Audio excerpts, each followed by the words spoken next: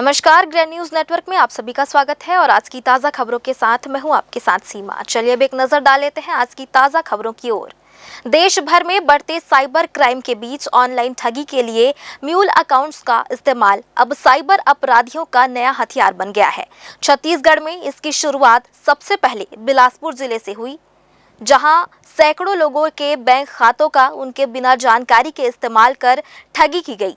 शुरुआत में पुलिस ने कई मामले में कार्रवाई कर आरोपियों को पकड़ा, लेकिन अब स्थिति और गंभीर हो गई है। अब कुछ लोग खुद ही कमीशन लेकर अपने खाते साइबर ठगों को सौंप रहे हैं। हाल ही में समन्वयक पोर्टल पर कर्नाटक के एक व्यक्ति ने शिकायत दर्ज कराई, जिसमें तखतपुर निवासी एक शख्स के खाते से 20 लाख रुपए से ज्यादा के संदिग्ध लेन देन का खुलासा हुआ। जांच के बाद उस खाता धारक के खिलाफ केस दर्ज कर लिया गया।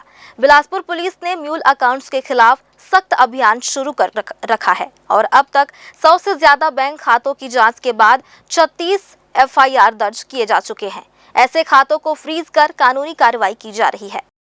लगातार हम लोगों के द्वारा कार्रवाई की गई है। अभी तक करीब 36 एफआईआर हो गई हैं, उसमें कार्रवाई हुई है और साथ ही साथ यूएस जो लोग नंबर दे देते हैं बिना आइडेंटिटी के, तो वो सारे उनके खिलाफ कार्रवाई हुई है, पॉइंट ऑफ सेल जिसको बोलते हैं। तो और ये लगातार कार्रवाई होगी। ये आप सभी को पता है कि कई लेयर में जो पैसे जाते हैं, जो ठगी के होते हैं, साइबर फ्रॉड के कई लेयर में पैसे जाते हैं, उसमें लोग एक कमीशन बेस्ड अकाउंट अपना खुलवा लेते हैं। तो मेरा सभी से ये अनुरोध है कि कभी भी किसी भी प्रकार के इस तरीके के अकाउंट को प्रमोट ना करें और ना ही इसमें फंसें, अन्यथा उसमें मुख्य आरोपी जितना दोषी है उतने ही दोषी आप हैं, क्योंकि आपने उसको किसी न किसी प्लेटफॉर्म दिया है। सर, जो अकाउंट इसमें आइडेंटिफाई होता है, सभी के खिलाफ साइबर के तहत साइबर आईटी अकाउंट होल्ड किया जाता है और पैसे रोक लिए जाते हैं। साथ ही साथ में जैसे ही हर रोज आप देखेंगे जिसके साथ भी ऐसी ठगी हो रही है, तो जो एनसीआरपी पोर्टल है उसमें कंप्लेन रजिस्टर्ड होती है और उसमें आगे कार्रवाई। और इसमें तो मेरे ख्याल से अपने यहाँ जिले में 100 से अधिक लोगों के खिलाफ कार्रवाई हुई और कईयों के अकाउंट फ्रीज किए गए हैं। दूसरे जिलों से भी अकाउंट फ्रीज हो रहे हैं। भारत के कई जगहों पे ऐसे साइबर फ्रॉड हो रहे हैं, तो कई अकाउंट यहाँ हमारे यहाँ के भी फ्रीज हैं। छत्तीसगढ़ हाई कोर्ट ने एक अहम टिप्पणी करते हुए कहा है कि केवल आई लव यू कहने को यौन उत्पीड़न नहीं माना जाएगा। धमतरी जिले के कुरुद थाना क्षेत्र से जुड़े इस मामले में राज्य सरकार ने पॉक्सो, SC, ST और IPC की विभिन्न धाराओं के तहत ट्रायल कोर्ट के फैसले को चुनौती दी थी, लेकिन हाईकोर्ट ने अपील खारिज कर दी। कोर्ट ने कहा कि अभियोजन पीड़िता की उम्र और आरोपी की यौन मंशा साबित करने में विफल रहा। जस्टिस संजय S अग्रवाल की बेंच ने जातिगत उत्पीड़न के भी ठोस साक्ष्य न मिलने का हवाला देते हुए आरोपी को राहत दी और निचली अदालत के बरी करने के फैसले को बरकरार रखा। बिलासपुर शहर के मोपका सेंद्री बाईपास की बदहाल सड़क लोगों के लिए बड़ी मुसीबत बन गई है। सड़क पर बने बड़े गड्ढे और कीचड़ से रास्ता पूरी तरह से खराब हो चुका है, जिससे वाहन चालकों को रोजाना भारी परेशानियों का सामना करना पड़ता है। शुक्रवार को एक ट्रक गड्ढे में फंस गया, जिससे दोनों ओर वाहनों की लंबी कतारें लग गई और घंटों तक जाम की स्थिति बनी रही। यह मार्ग रोजाना हजारों वाहनों की आवाजाही का मुख्य रास्ता है, लेकिन उचित मरम्मत नहीं होने के कारण दुर्घटना का खतरा भी लगातार बना हुआ है। हर रोज किसी न किसी वाहन का इस कीचड़ और गड्ढों में से होकर आना जाना लगा रहता है, लेकिन जिम्मेदार विभाग अब तक मूक दर्शक बना हुआ है। बिलासपुर जिले में छात्रा से छेड़छाड़ करने वाले शिक्षक के खिलाफ कड़ी कार्रवाई की गई है। लोक शिक्षण संचालनालय ने तखतपुर ब्लॉक के खरगहना शासकीय उच्च माध्यमिक विद्यालय में पदस्थ शिक्षक कल्याण कुमार भोई को तत्काल प्रभाव से निलंबित कर दिया है। आरोपी शिक्षक कक्षा 11वीं की एक छात्रा से छेड़छाड़ करता पाया गया था। अभिभावकों ने मामले में कड़ी कार्रवाई की मांग को लेकर थाना में शिकायत दर्ज कराई थी। इस मामले की शिकायत के बाद विभागीय स्तर पर जाँच की गयी, जिसमें आरोपी शिक्षक कक्षा 11वीं की एक छात्रा से छेड़छाड़ करता पाया गया था। अभिभावकों ने मामले में कड़ी कार्रवाई की मांग को लेकर थाना में शिकायत दर्ज कराई थी। इस मामले की शिकायत के बाद विभागीय स्तर पर जांच की गई, जिसमें आरोप प्रथम दृष्टया प्रमाणित पाए गए। जिला शिक्षा अधिकारी विजय तांडे ने बताया कि इस प्रकरण को लोक शिक्षण संचालनालय को भेजा गया था, जहां से शिक्षक पर नियमों के तहत निलंबन की कार्रवाई की गई। ये पुराने मामले हैं। मैंने ये मार्च महीने की बात है।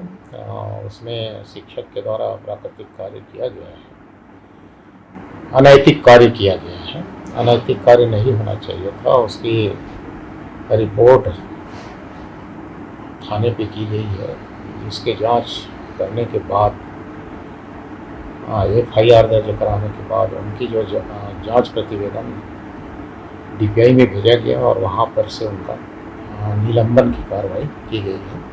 क्योंकि वो पुलिस कस्टडी में रहा, पास्को एक्ट के तहत उसको गिरफ्तार किया गया था। पुलिस कस्टडी में होने के कारण उसको निलंबन किया गया है। यह मामला एक बार फिर से स्कूलों में छात्राओं की सुरक्षा को लेकर प्रशासन और शिक्षकों की जवाबदेही पर गंभीर सवाल खड़े करता है। ग्रैंड न्यूज के लिए कैमरामैन अमर ध्रुव के साथ भारतेंदु कौशिक की रिपोर्ट। हरेली पर्व की खुशियां उस वक्त मातम में बदल गई जब बिलासपुर के सीपत थाना क्षेत्र में एक दर्दनाक हादसा हो गया। मंदिर दर्शन कर लौट रहे परिवार की कार तुंगन नाले में बह गई। हादसे के वक्त कार में कुल 9 लोग सवार थे, जिनमें से 8 को तो बचा लिया गया, लेकिन 3 साल का मासूम तेजस अब भी लापता है। 24 घंटे बीत जाने के बाद भी बच्चे को खोजा नहीं जा सका है। इधर परिजनों की हालत बदहवास बनी हुई है। घटना गुरुवार को हरेली पर्व के दिन की है।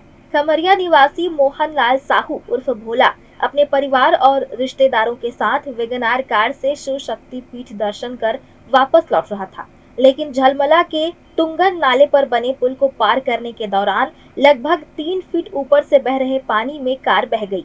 कार में 4 वयस्क और 5 बच्चे सवार थे। घटना के बाद सभी करीब 60 फीट तक पानी में बह गए, लेकिन ग्रामीणों की मदद से 8 लोगों को सुरक्षित बाहर निकाल लिया गया। सीपत थाना क्षेत्र की घटना है। लगातार बारिश अभी हो रही थी, उसी दौरान जो है झलमला गांव में एक तुंगल नाला है, उसका पानी अचानक से बढ़ गया था। वहाँ एक कार क्रॉस हो रही थी, जो कि वहाँ से अचानक से पानी बढ़ने के कारण जो है वो बह गई और उसके अंदर लगभग 9 लोग बैठे हुए थे, 5 बच्चे और 4 एडल्ट थे। उसमें से बाकी लोग तो तैर के और एक दूसरे की मदद करके बाहर निकल आए, किंतु एक 3 साल की बच्ची अभी भी मिसिंग है, जो कि नहीं मिली है। तो 9 में से 8 बाहर आए हैं, एक बच्ची नहीं मिली है। आज उसमें SDRF पुलिस की टीम ने लगातार खोजबीन की है, जिसमें से कार बरामद हो गई, जो कि पानी में बह गई थी, किंतु बच्ची का अभी तक पता नहीं। इस हादसे में 3 वर्षीय तेजस लापता हो गया। रात में ही पुलिस और ग्रामीणों ने मिलकर सर्च अभियान शुरू किया, लेकिन तेज बहाव और अंधेरे की वजह से बचाव कार्य में काफी दिक्कतें आई। शुक्रवार शाम 4 बजे के करीब घटनास्थल से करीब 200 मीटर दूर कार तो बरामद कर ली गई, लेकिन तेजस का अब तक कुछ पता नहीं चला है। SDRF की टीम खारू नदी तक सर्च ऑपरेशन चलाया है। मौके पर ग्रामीणों की भारी भीड़ जुट गई है। ग्रैंड न्यूज के लिए कैमरामैन राहुल ठाकुर के साथ पिंटू दुबे की रिपोर्ट। युक्तियुक्तकरण में लगे शिक्षा अधिकारी अब जाकर नींद से जागे हैं। उन्हें 5वीं 8वीं बोर्ड परीक्षा में फेल होने वाले छात्रों का परीक्षा लेने का ख्याल अब आया है। DEO ने द्वितीय बोर्ड और पूरक परीक्षा के लिए समय सारणी जारी कर दी है। इसके अनुसार परीक्षा 28 जुलाई से शुरू होगी, जो 2 अगस्त तक चलेगी। प्रदेश में 15 साल बाद 5वीं 8वीं बोर्ड की परीक्षा फिर से शुरू की गई है। इस परीक्षा में असफल और पूरक आने वाले छात्रों को गर्मी की छुट्टी में स्कूल लगातार पढ़ाने का आदेश था। इसके बाद भी जिले के स्कूलों में एक दिन नहीं पढ़ाया गया। वहीं 30 जून के पहले द्वितीय या पूरक परीक्षा लेनी थी, लेकिन शिक्षा अधिकारी भूल गए थे। अब जाकर DEO ने 5वीं और 8वीं बोर्ड परीक्षा के लिए समय सारणी जारी की है। परीक्षा में 5वीं 8वीं में असफल हुए 9,244 छात्र हैं, जो 28 जुलाई से शुरू होने वाली पूरक परीक्षा में शामिल होंगे। द्वितीय अवसर की परीक्षा जो है 27 जुलाई से शुरू हो रही है, जो 2 अगस्त तक के चलेगी और तत्काल उसका कॉपी वैल्यूशन करके जांच करा करके उनका अंक जो है अंक को भरकर अंक तालिका जल्दी से प्रेषित की जाएगी, ताकि बच्चे को समय पर उनको अंक तालिका मिल सके। चूँकि इस कार्य को पहले हो जाना था, थोड़ा विलम्ब है, इसके लिए हम खेद प्रकट करते हैं। बहुत जल्द जो है इनको बच्चों के हाथ में मार्कशीट उनकी रहेगी। कक्षा 5वीं की परीक्षा 28 जुलाई से शुरू होगी, जो कि 31 जुलाई तक चलेगी। परीक्षा सुबह 11 बजे से दोपहर 1 बजे तक चलेगी। इसी तरह 8वीं की परीक्षा 28 जुलाई को शुरू होगी, जो 2 अगस्त तक चलेगी। ग्रैंड न्यूज के लिए कैमरामैन अमर ध्रुव के साथ भारतेंदु कौशिक की रिपोर्ट। फिलहाल आज की ताज़ा खबरों में बस इतना ही। अगले बुलेटिन में फिर होगी आपसे मुलाकात, तब तक के लिए दीजिए इजाजत। नमस्कार।